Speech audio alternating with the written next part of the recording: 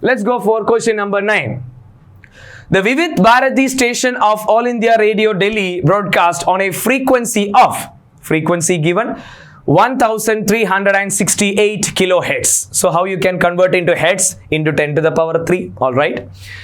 Calculate the wavelength of the electromagnetic radiation. Dear all, frequency given, how to calculate wavelength? We already studied 2 questions the same type. What is the relation between the frequency and wavelength? C is equal to nu lambda.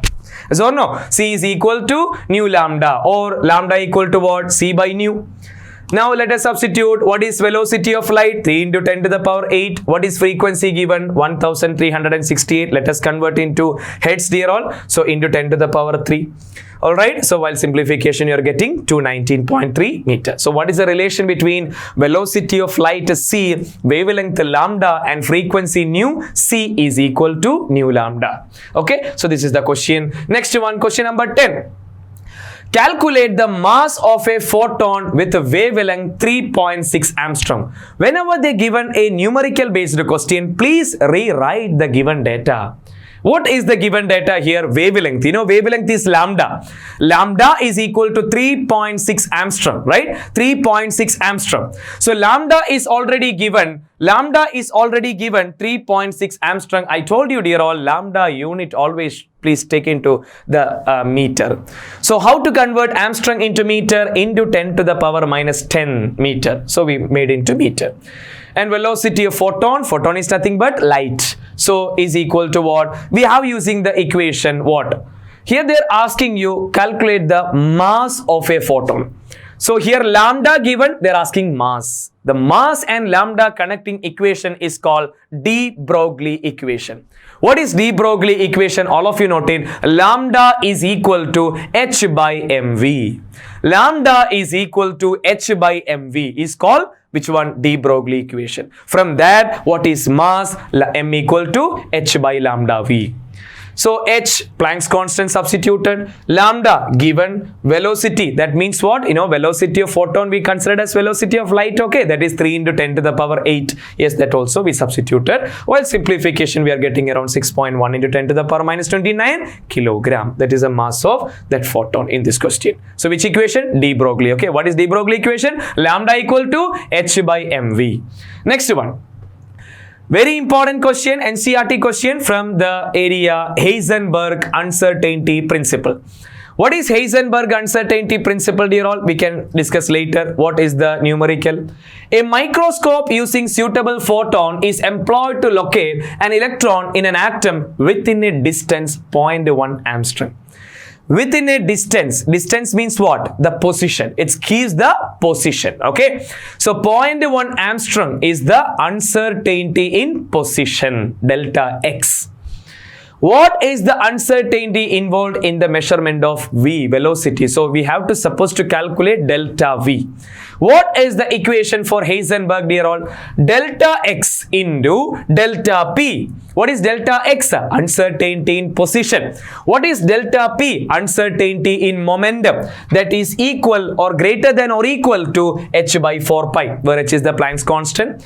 And you know P, what is P? Momentum. Momentum is what? Mass into velocity, yes or no? So what is uncertainty in momentum? That is mass into delta V. Why not delta for M? You know, mass won't change, dear all. Mass won't change, right? So M into delta V equal to h by 4 pi. From this equation, what is uncertainty in velocity? H divided by 4 pi delta x into M. Once again, I'm repeating what is each term, okay? Delta V called uncertainty in velocity. H is the Planck's constant, pi value, you know, 3.14, and delta x is the uncertainty in position, and m is the mass of the object.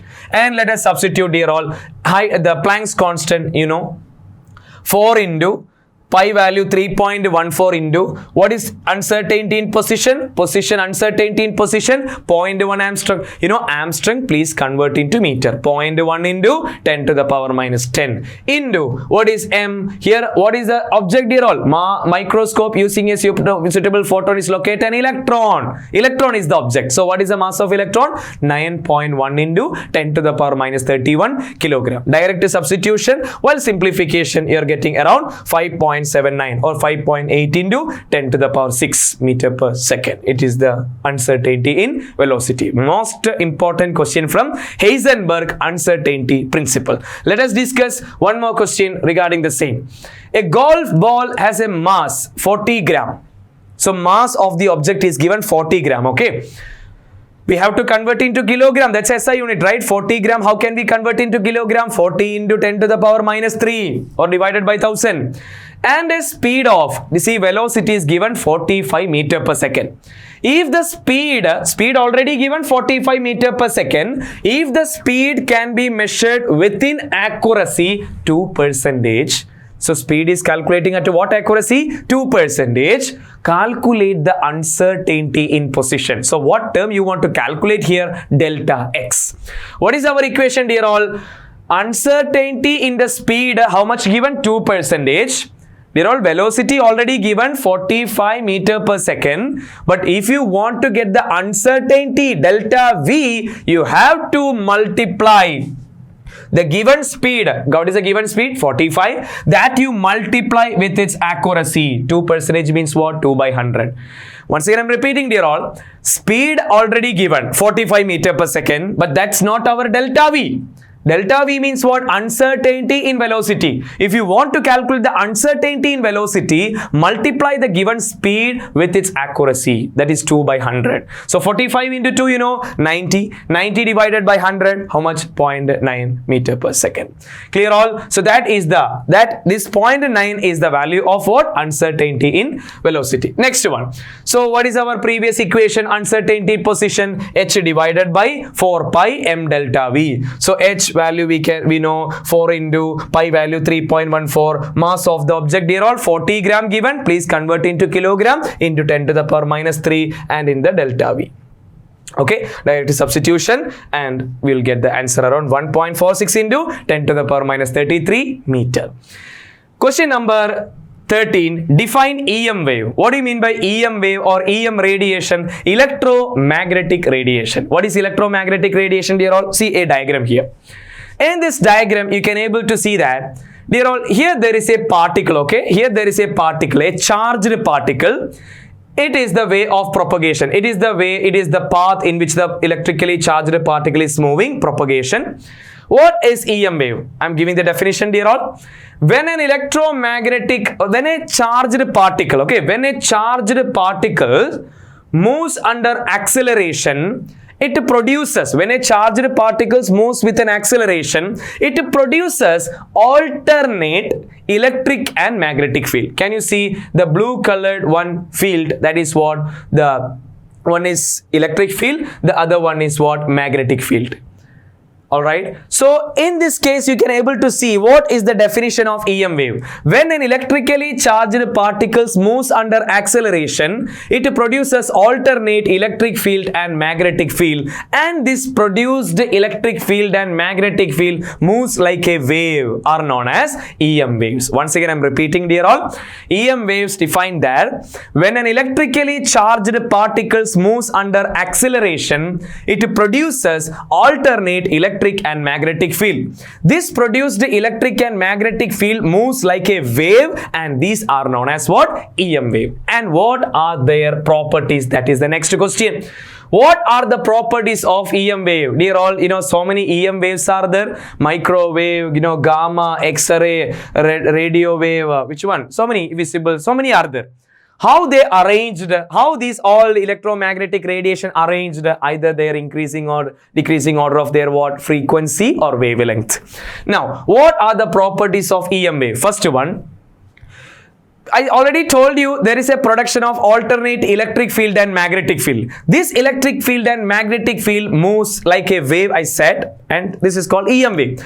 This produced electric field and magnetic field are perpendicular to each other. Hope you can able to see from the previous diagram. The produced electric field and the magnetic field are perpendicular to each other and also perpendicular to the way of propagation. Second property, electromagnetic wave do not require any medium to travel. Even in vacuum condition itself, it can travel. And also it moves with the velocity of light, 3 into 10 to the power 8 meter per second. One more. There are different type of electromagnetic radiation like gamma, X-ray, etc. And these are arranged in the decreasing or increasing order of their wavelength or frequency. These are known as what? Electromagnetic spectrum. Electromagnetic spectrum. Arrangement of various electromagnetic radiation in the increasing or decreasing order of their wavelength or frequency are known as what? Electromagnetic radiation. Study what is EM wave and its properties. Next one, dear all. Explain the spectral lines for atomic hydrogen. Hydrogen atom. Bohr's theory only explain the spectrum of hydrogen, and it's applicable to hydrogen like atoms, right? Mainly hydrogen atom. In hydrogen atom itself, he could not explain the entire spectral lines. He calculated only the first 5 series of line. Hope you remember what are the name of their lines. Dear all, they are called Lyman series, Balmer series, Paschen series, Brackett series, and Fund series. What are the first 5 series of hydrogen spectra, dear all? Lyman series, Balmer series, Paschen series, Brackett series, and Fund series. What do you mean by Lyman series? If the electron is transmit from any higher energy level to first level is called Lyman series. If the electron transmit from any higher energy level to second level is called Balmer series. Similarly, third level Paschen, fourth level Brackett, fifth level Fund series. So, what is N1 and N2? N1 is the final level and N2 is the excited level. So, Lyman series mean electron are traveling from any higher energy level 2, 3, 4, 5 up to infinity to the first level.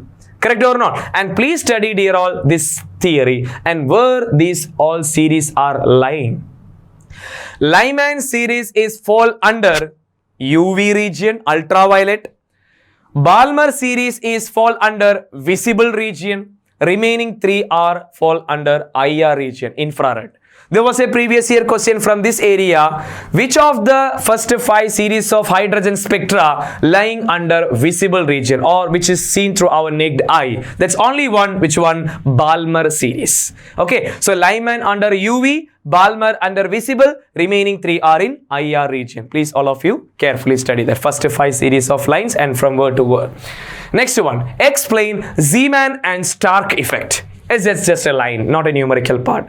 Zeeman effect and Stark effect. The statement wise both are almost the same, a small difference. Dear all of you.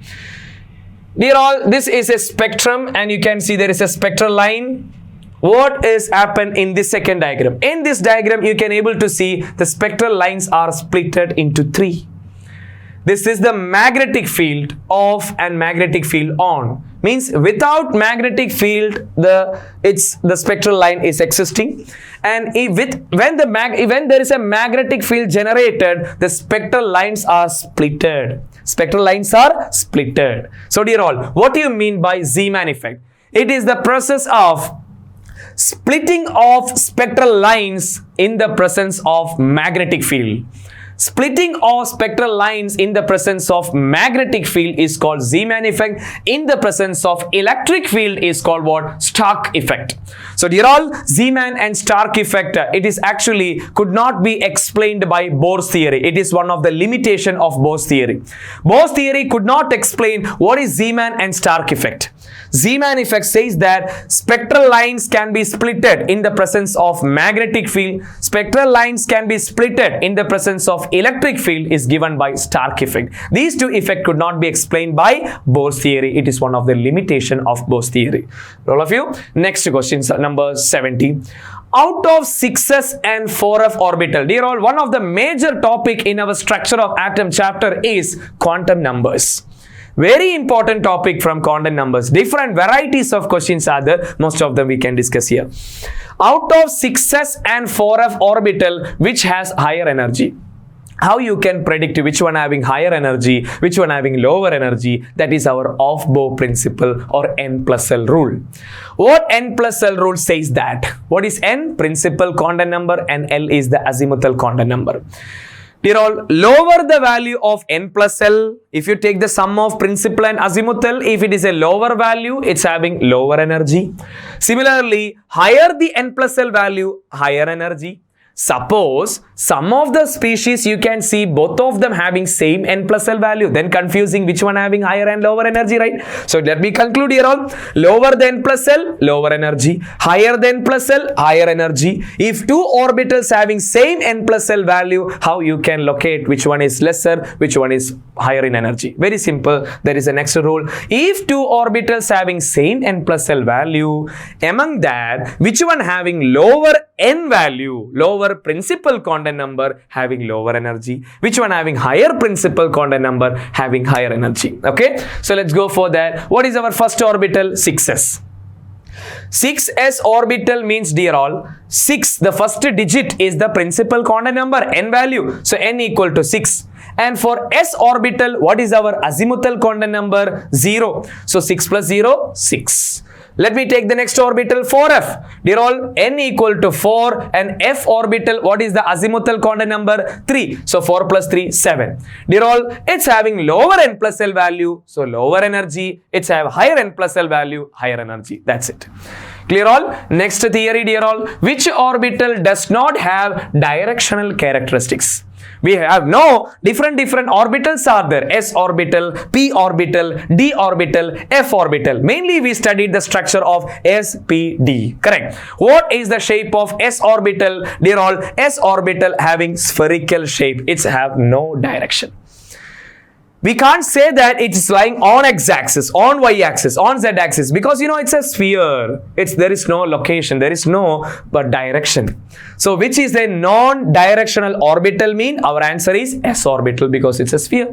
What about p orbital? You know, these are the 3 p orbital. You know what are the 3 p orbital? px, py, pz. P orbitals having dumbbell shape, right? They're all of you, they will ask you to draw the diagram, okay? You can draw a normal, not like a 3D, 2D is enough. What is the P orbitals type, dear all? Px, Py and Pz. Px mean the dumbbell is lying on x-axis. Py means the dumbbell is lying on y-axis. Pz mean it is lying on z-axis. Yes or no? That is the way. And what about the last one? D orbitals. Dear all, d orbital shape is double dumbbell shape. There are 5 d orbital: dxy, dyz, dxz, dx square minus y square, and dz square. Dear all, the shape is important. All of you study that. What do you mean by dxy? The double dumbbell is lying between the axis x and y. What is dyz? The double dumbbell is lying between y and z. What is dxz? The double dumbbell is lying between x and z. But what is dx square minus y square? The double dumbbell is lying on x and y axis. What about dz square? It's entirely different from all others. In dz square, one dumbbell is lying on z axis, the other become a circle and it is lying in the xy plane. This is the diagram. So these are the orbitals. So what is the answer for this question? The question is, which orbital is non-directional? Which orbital having no direction? What is the answer? S orbital. S orbital having no direction because it's a sphere.